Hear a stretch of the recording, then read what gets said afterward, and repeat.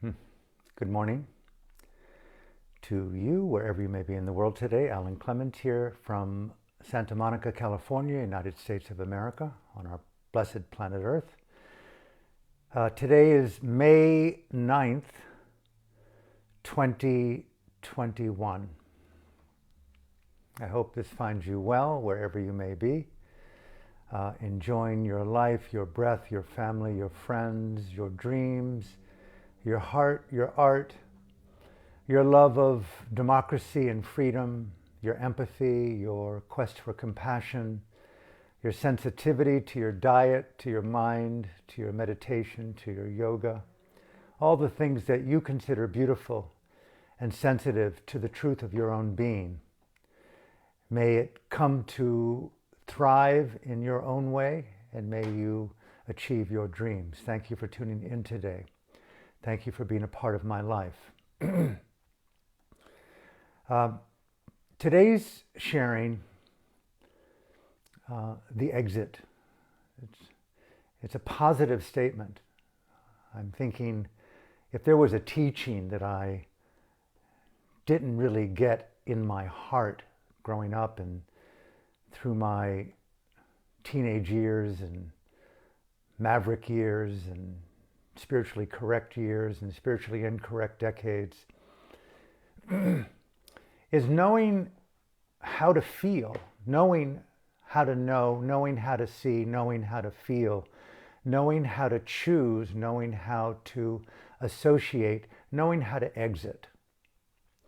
The fine art of rejection, not in a negative sense, but non-participation in something, non-engagement in something. It's enough to be alive and breathing in this ambient totality called existence, samsara, fraught with horror and hell, and occasionally some beauty. It's not so easy to empower the concept of the exit within this unoptionable breathing mechanism called the body and mind in context. The study of the human, the study of life. But the exit. Now, I think many of us know culturally that there was Saturday Night Live last night, and the illustrious Elon Musk was the host.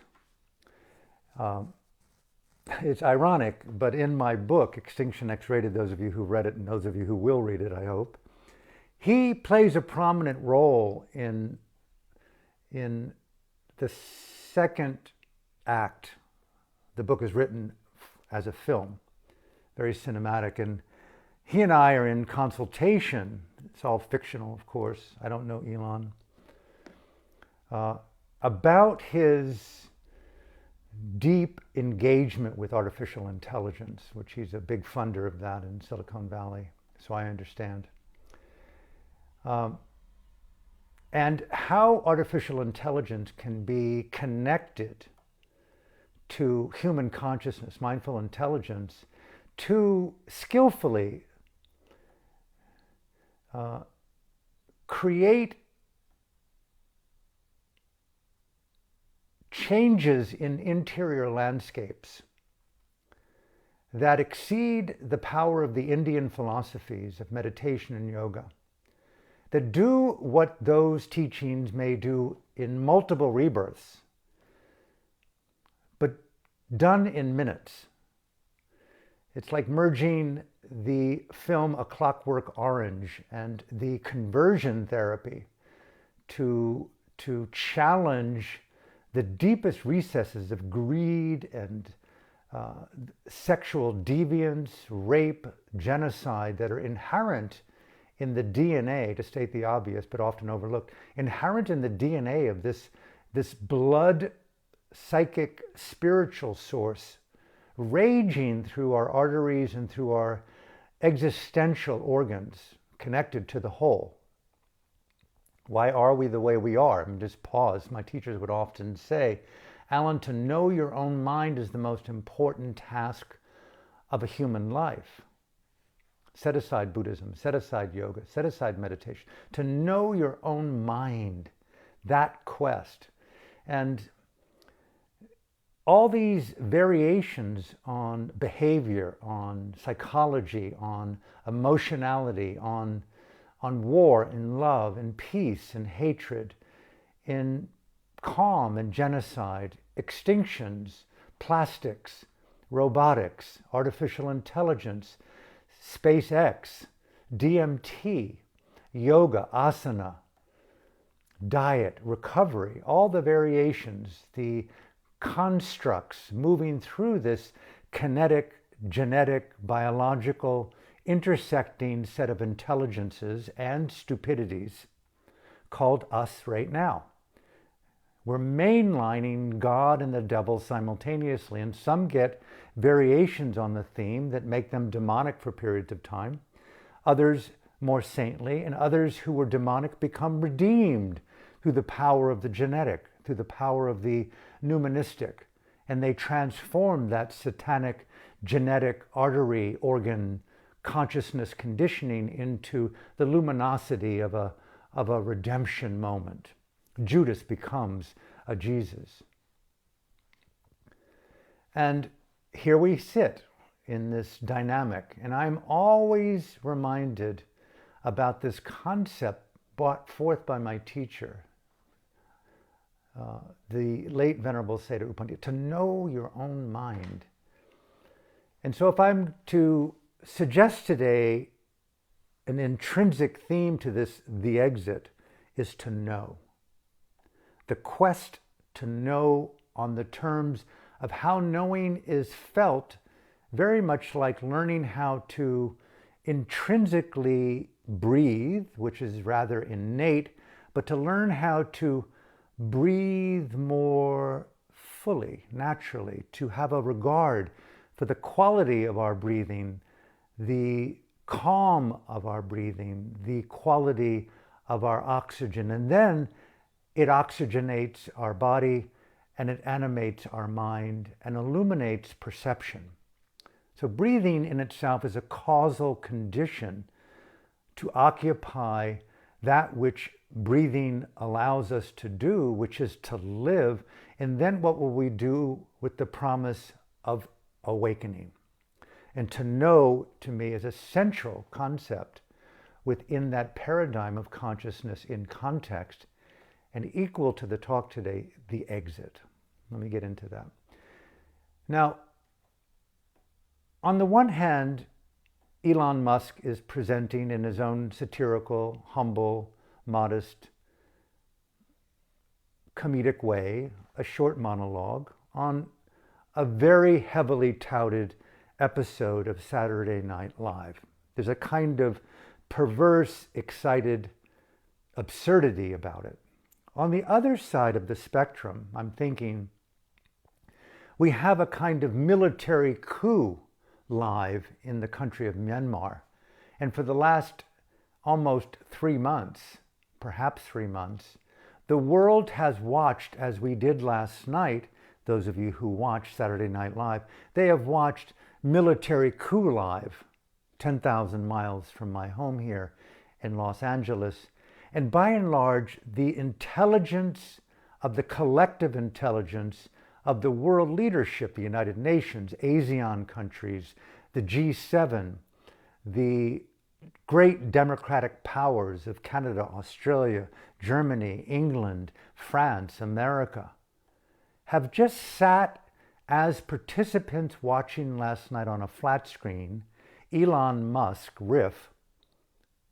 We have watched, the world leaders have watched, as if it's a Truman Show in Myanmar, where assassination and rape and murder and incarceration have been broadcast live, as if it's on the BBC or CNN, digitally brought live through the machinations of digital technology until the internet was shut down there, and then they're still escaping through alternative means.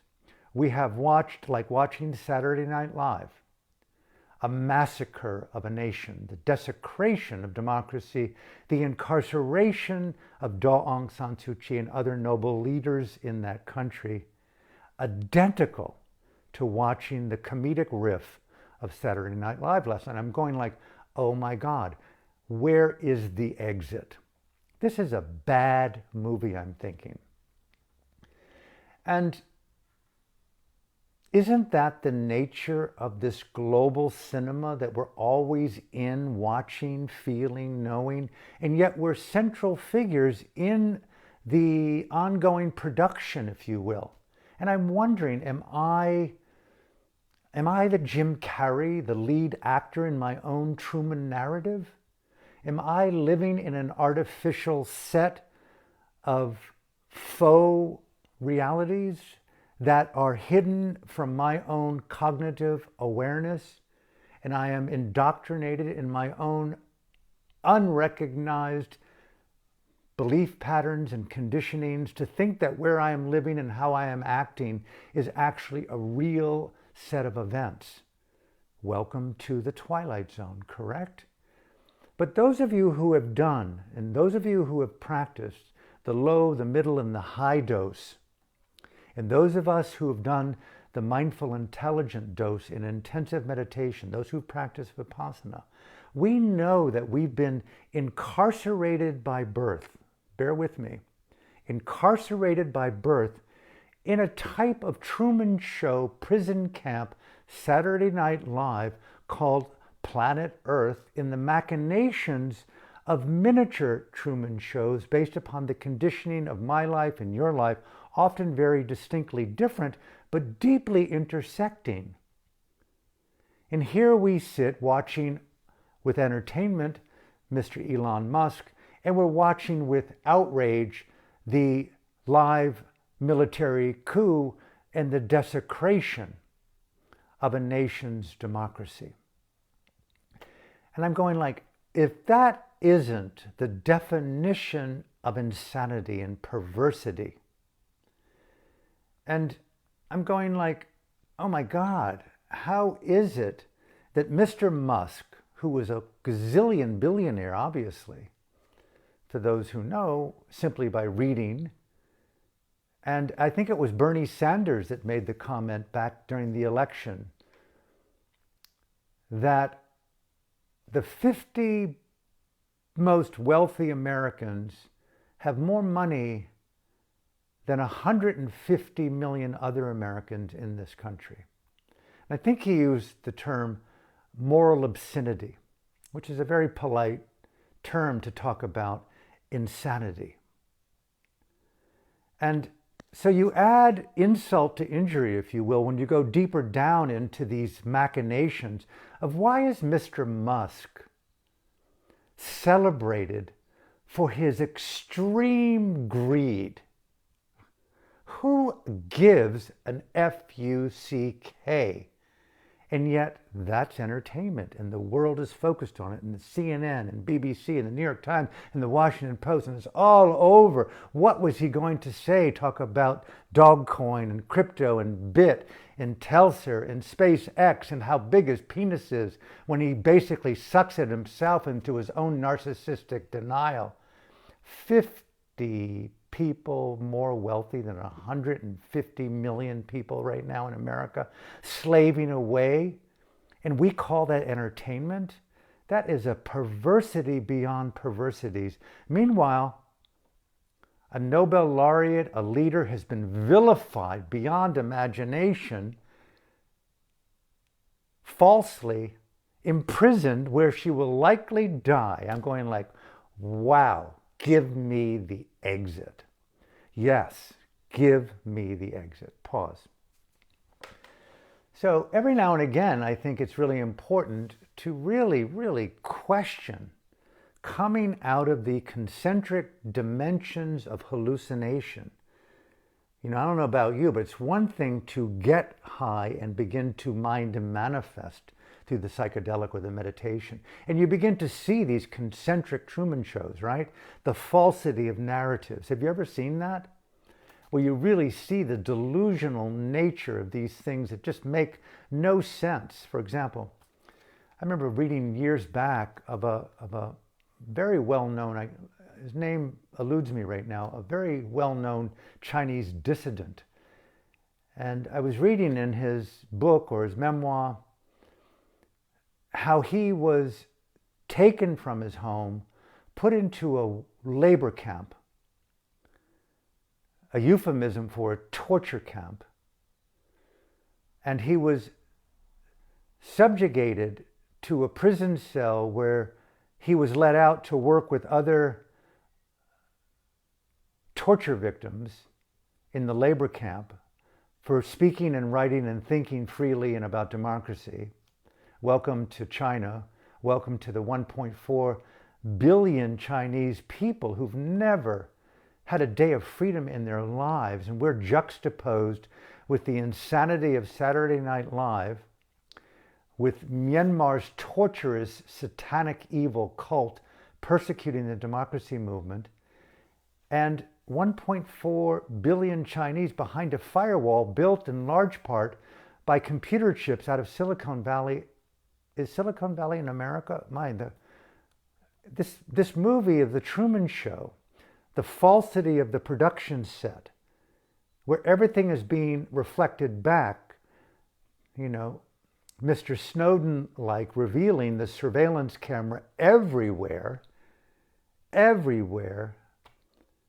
mining personal data for money, ad dollars, money. It's like, give me the exit to know your own mind, okay? And this Chinese dissident was forced to dig irrigation ditches, big ones, with other torture victims called dissidents, unbeknownst to the world, living in the silence of anonymity, taken from their home, their family, their jobs, their closets, their clothing, their food, their choices, their Whole Foods, their books, their libraries, their computers, their phones. Think of that. Where's the exit, right? How many days could you dig an irrigation ditch, Alan, and not constantly think of where's the exit to this Truman Show? Where's the exit to this bad, bad movie, right? And so it's very easy to develop a firewall around our own lives called denial and the normalization of evil and violence to be something over there. But if we feel to know your own mind in relationship to the mind and heart of other as not separate from self. Well, anyway, in his memoir, he said what got him through those 20 years was knowing that he was digging irrigation ditches to help farmers and peasants that he never knew to cultivate food to sustain themselves, their family, and their community. It was that belief, a very Viktor Frankl-like, in Mankind's Search for Meaning, that deeper sense of purpose despite the horror. Well, he learned only later, after he was released, that in fact those irrigation ditches were not irrigation ditches to farmers that were nearby. They were actually large rectangular ditches that led nowhere except to repeat. He was digging in a completely delusional sense of purpose, imbued into that horrible repetition of dig, throw, mud, way miles and miles and miles, and then repeat, a rectangle going nowhere. Think of that. Where is the exit to this rectangular, box-shaped, circular, repetitive world? Is this it? And I'm thinking, yes, Mr. Musk is known for many things in his SpaceX and his attempt to go to Mars. When I think of my exploration, I don't know about you, when I think of really exiting, I'm going to get into this the second half, it's tempered by how can we as individuals learn the fine cognitive, meditative, psychedelic art of disembodying consciousness from form. We'll never be able to put a body into a spacecraft and outspeed the speed of light to get to a safe destination somewhere in this infinite cosmos where we can possibly meet other life forms and to cohabitate together in this shared intelligence to find safer zones within the infinite galaxies and dimensions that we live. Yes, it's an attempt, but it's a vain attempt. We must really learn here how to exit the Truman Show that we've been terrorized and gifted with, like these dissidents who had the good sense to know what democracy and freedom is, and the value of the universality of human rights and freedom of thought and freedom of speech and freedom to explore our spirituality, freedom to explore our enlightenment without being persecuted. But really, what does it mean today on the precipice of the sixth mass extinction when global state-sponsored, one-party communistic authoritarian rule is being laid down on us by the world community in the power brokers of Washington, London, Paris, Germany, Ottawa, Canberra, Silicon Valley, Wall Street, the vaccines? I don't want to go too far down that road, but it seems to me that we're in a bad Truman Show, a bad Saturday Night Live, that's so evident that it's juxtaposed with horrific events, but yet we live in individual Idahos in our own little entertaining bubbles, and we're calling that bubble dimension something satisfying, but it's creeping in. It's getting tighter and tighter and tighter, to the point where there may be even criminality without vaccines, without putting the arm up to the sky and going, yes, Fourth Reich. The brown shirts were real in the 30s, but no one really paid attention to those book burnings. To me, we are in a bad twilight zone, and I am looking for the exit. So the idea of old age and disease and death, not a fright for me.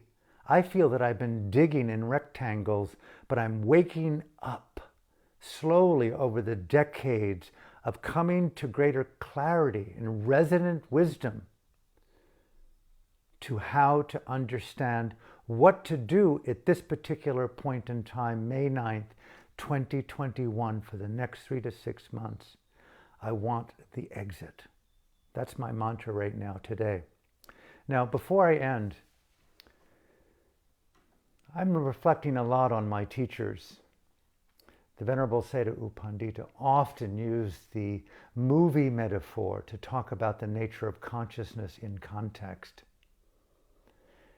He's the one who brought this Burmese phrase to me. He said, Agasara, those who know and don't know. And those who don't know neither know those who know nor those who don't know. What's important is to know that you don't know and know where to go to know what you don't know. And to have the courage to sustain that relationship, to learn what you don't know, to know what you need to know. Don't ask me to repeat that. That's an U Panditaism.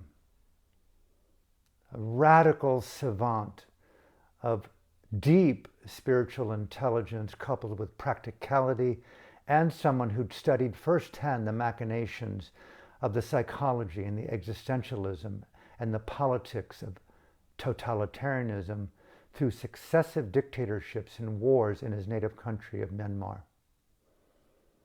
And within that, stayed true to the power of spiritual intelligence and mindful intelligence and the power of Satipatthana and Vipassana. Read his books, read our book of conversations, Wisdom for the World. It's an eye-opener. He used the movie metaphor on a frequent basis. I heard it many, many times with meditators and yogis. He would say, an individual who is beginning to wake up is an individual who understands that they are in a cinema, a theater, a movie, a global movie, a phenomenology seen through the senses, inside the body, through perception, apparently external to the mind, but the body and the mind experience the world on its respective sense doors. The ear hears on the ear, the eye sees color on the eye, the nose smells odors on the nose, the mouth and the tongue taste flavors on the tongue and in the mouth, and the mind cognizes itself within the mind. Here it is said, he would often say, the universe is found within one's own mind in body, and that universe is like a movie, a Truman Show, a Saturday Night Live, a gulag of a labor worker tortured for his freedom to dig for 20 years ditches that turned out to be a hoax, a mirage, an illusion of repetition. The movie, Agasara Seido would often say, is a cyclic movie. It's papancha, it's lokia, it's circular. It does not go anywhere other than in your own mind over and over and over again. And that over and over and over again, that ditch in the labor camp is circular, it's rectangular, it's repetitive. It goes nowhere except around and around in a hole or a square, leading not to edification, but to know the nature of the movie, he would go on to say. You must pay attention, the power of mindfulness. If you want to understand the movie and even desire an exit when you're satisfied with knowing what it is, only then will you turn away and feel satisfied by what you saw and learned while you're in the theater of your own mind, in this life, in this form, on this planet. Life is a theater. Study it. Study the characters. Study how they interrelate. Study their novel and their narratives, their characteristics, and the phenomenology of what gives rise to them. What is the Deepa or meta script? Not just their language. That was U Pandita. And so he would really encourage a yogi, you look at the screen to understand the characters that are introduced. You look carefully at the Truman Show at your own senses. The phenomena of sight, sound, smell, taste, and the machinations of perception and papancha, the proliferation of thought and ideation. You see these dream creations and you infuse in them things that aren't real. Very much like the labor camp torture victim who loved freedom and was confined into the gulag of China, where he was confined and tortured in chains to dig that which only led round and around in a square rectangle to repeat, to repeat, to repeat. Behaviors that don't lead to edification. You want to understand the characters and their interrelationship. And then he really would go into the deeper feeling. And I know that you know. I'll close here. Those of us who've meditated and those who've done the psychedelic, it's one thing to be enthralled by the music. It's one thing to be enthralled by the pictures and the form. But remember when form and sound and thought and body and identity began to dissolve into more kind of nuministic, photonic,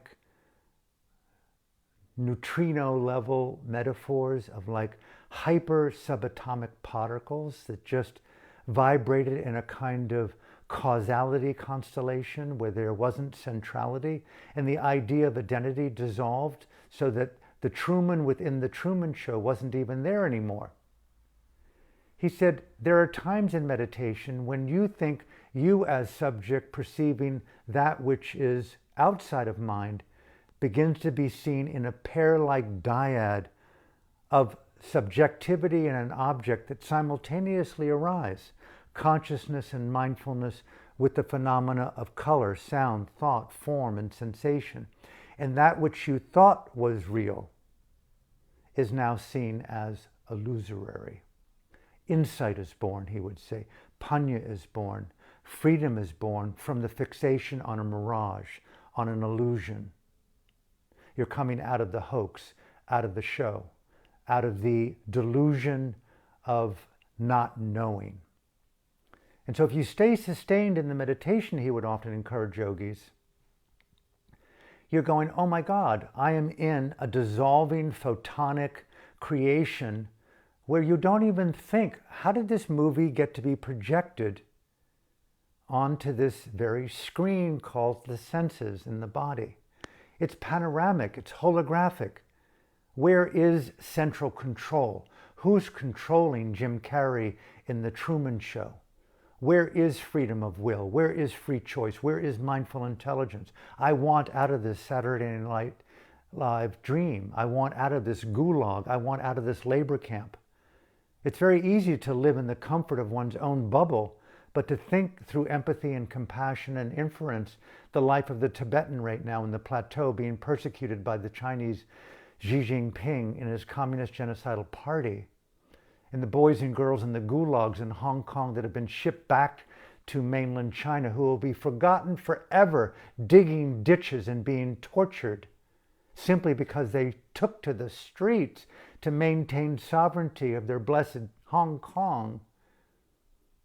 The Uyghurs, the Muslims of China who've been persecuted by Xi Jinping, the 150 million other Americans living away, enslaving away, what, 50 men and women in our country with billions live in the prosperity of denial, the perversity of that level of obscenity.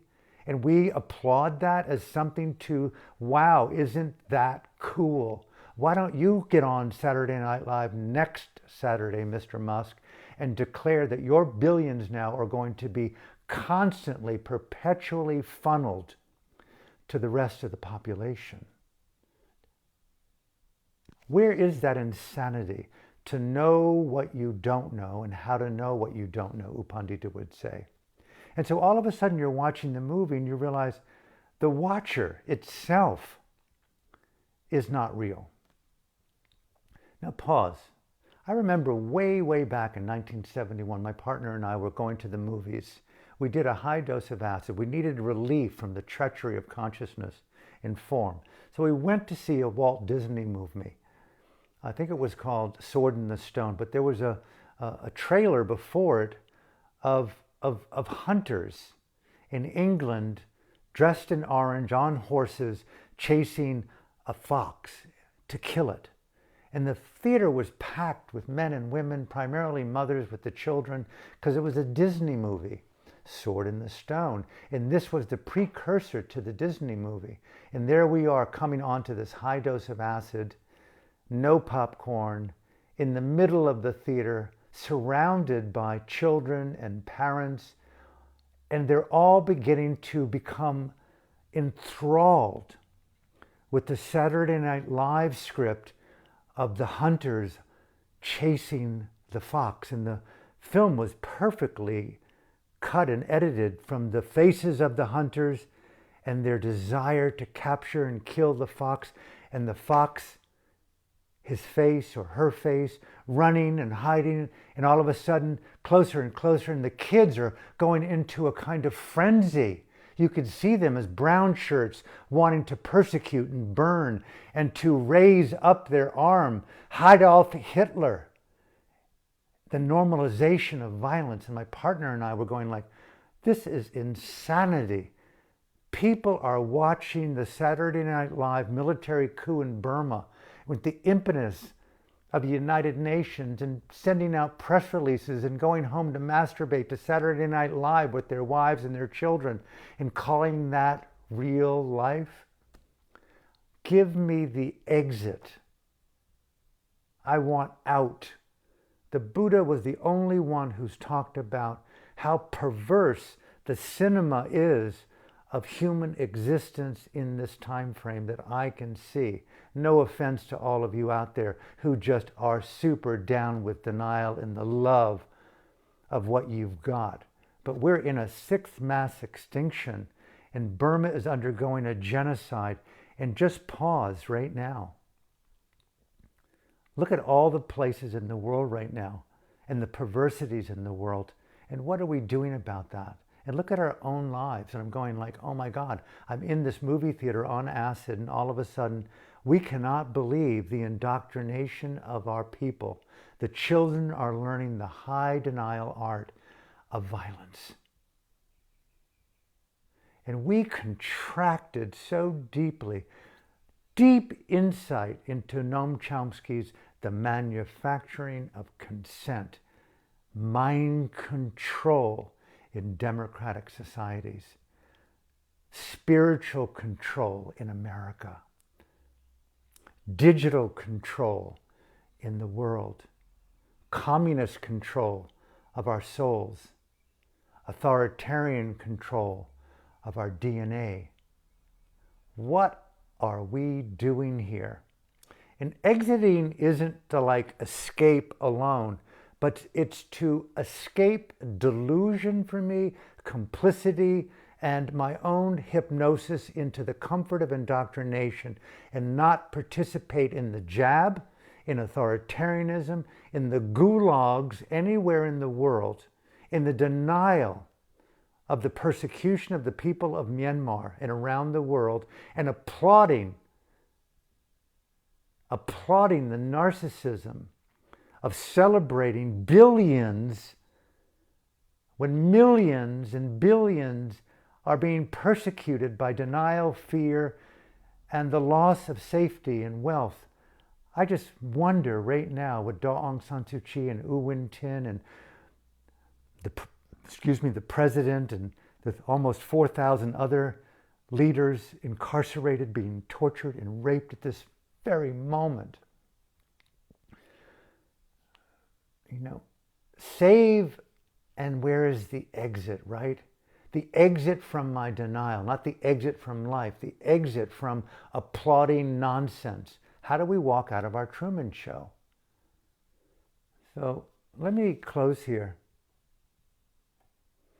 U Pandita would say, to conclude the movie metaphor, you go, this is being projected.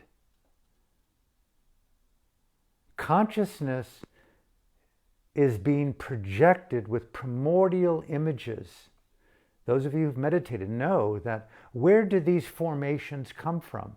Look in the dictionary under the Pali word sankhara, formations. Mental, cognitive, constellation formations of conditioning, fraught with papancha, the propaganda of a denial of our Truman-esque nature, living in the illusions. And we live in this thing called life as we know it, the ongoing holographic hallucination of illusions. He would laugh.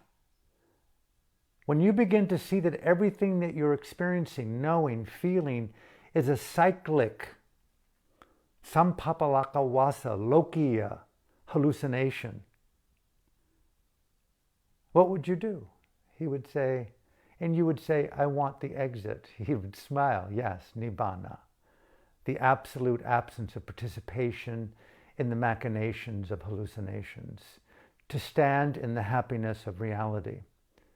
Walk out of the projection, a common phrase of his, to know what you don't know. The fusion with papancha, the fusion with propaganda, the fusion with the illusion of projecting purpose, digging that irrigation ditch that really did nothing except repeat, repeat, repeat, repeat. Could you imagine sitting in that movie? He would often laugh and watching, no matter how enthralling that movie was, 2 times, then 3 times, and then 5 times, and 10 times. And then there's a bed in there, and there's unlimited Coke and popcorn, and you just sit in there over and over and over again, making out with your honey, making out with your delusion, making out with your popcorn, watching it over and over and over again until you get the message. How many more births do you need, O monks and nuns? This is the right to understand, to walk out of the movie. the Saturday Night Live, the denial of genocide in Burma. And when you get the message, you walk out. You walk out of the theater and you understand the exit. You now know. And herein lies where I will end. I was thinking, here we are, May 2021, on the precipice of today and tomorrow. A mere footnote in history. I know almost nothing of 10,000 years ago, and I will know nothing, I think, of probably even a few weeks or months or years from now, much less 10,000 years from now. Imagine if we were sitting 10,000 years from now, looking back at this era of life on planet Earth. What would we think? What would we feel? Who would we assume these people were? It would be easy to say that they had a thing called the primacy of profit and privilege and denial. They lived in the folds of their thing that they called the psyche. Perpetual economic, monetary growth. Look at all that loot. Look at all that money floating in the oceans and floating in the lakes. They made it out of plastic so that it would never dissolve. It could last 1,000,000 years and outlive their bones, their organs, their brains. Look at all that money. Look at all those masks floating in the oceans. Look at all that plastic. Look at all that Lululemon. Look at all those cars. Look at all those Teslas. Look at all those plastic stock options. Look at all those suburban homes made out of non-renewables. Look, look, look. Everything is just filled with the empire of delusion, profit, and the primacy of me, me, me, me, me, being mindful of me and my denial. Where's the exit to this story? It's the most positive statement that I could ever make in my life. Where is the exit to our hypnosis, to our delusion? Do we not see that we belong to a global, individual cult? And I beg, and I'll end with my teacher's quote, to know your own mind, the most important task of your life. I can't say how to know the mind in the way that one should or could go about knowing that mind. I will say this, I am, in my coming weeks, months, should you and I live that long, I took a walk this morning and I said, Alan, what do you want? Beyond cutting things back to the day, I mean, really letting it in, really letting it in. How will you live today? How will you live today? What will you do? How will you walk? How will you think? If I really knew that by the end of the day there'd be no more breathing, would I postpone a call? Would I take notes for another book? Would I even wash my clothes? Would I take a hot tub, a warm bath? Would I write a few letters to those people that are precious and dear? Would I anoint myself, shave my head, and lie down and breathe and feel my life and the integrity of it?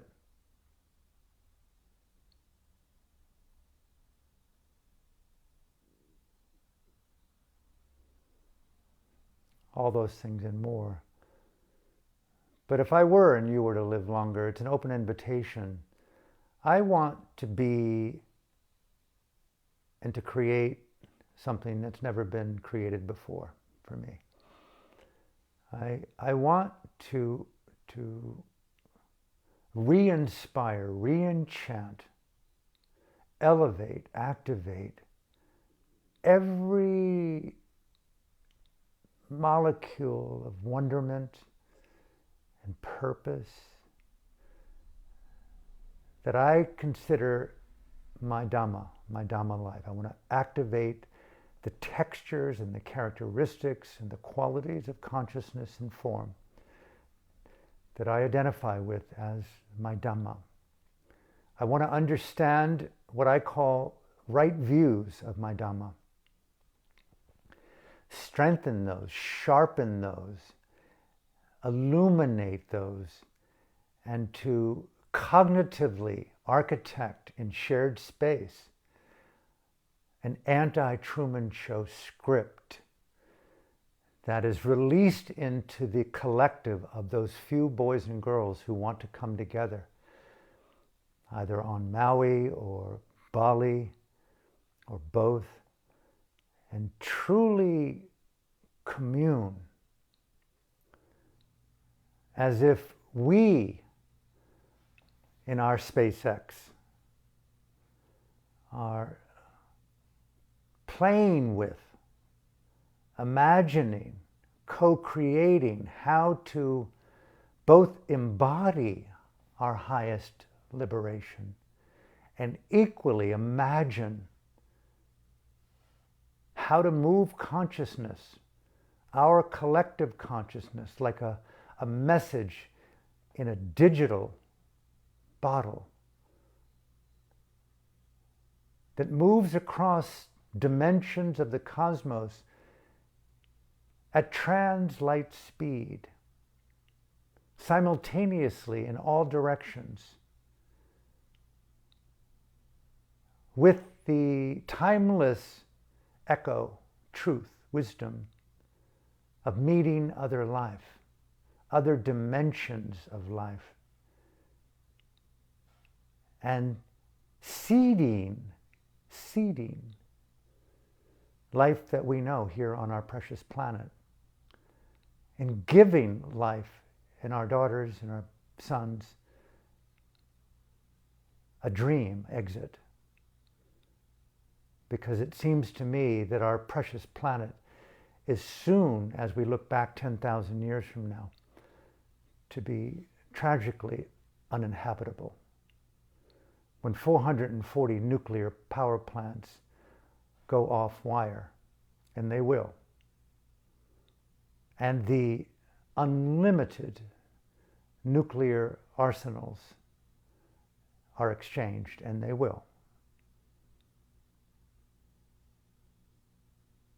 we need a new environment to start a new paradigm of consciousness without the delusions, without the hallucinations, without the demonic proclivities of our own DNA that commit rape and genocide.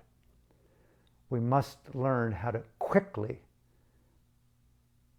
allow them to evaporate into the genome of eternity and remove our fixation and move into new dimensions of safety.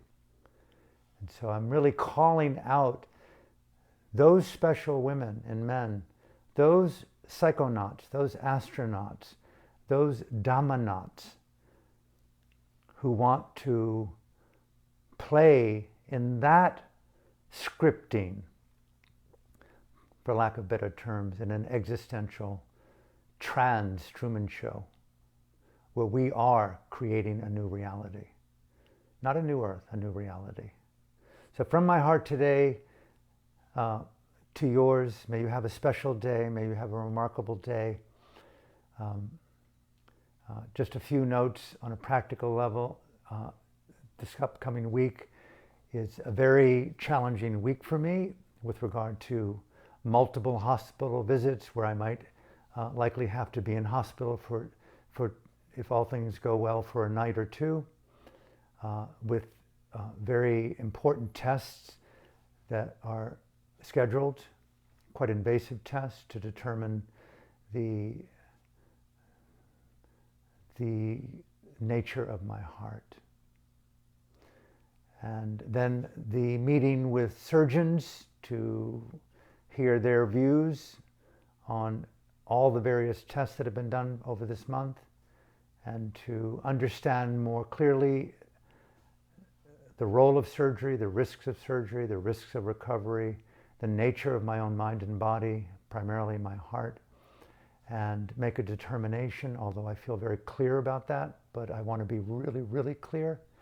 And so this week is an important one, and the next week I hope to really make the most important week, if I'm alive, the most important week of my life. I need to really feel very deeply. By way of saying, I don't know how often I'll be live streaming every morning, but I will do my best to be here.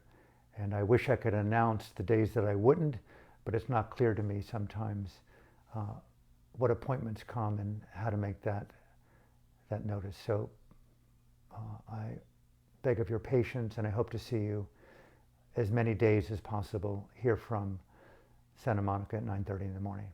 Okay. Thank you for your love. Thank you for your kindness, and have a beautiful day from my heart to yours.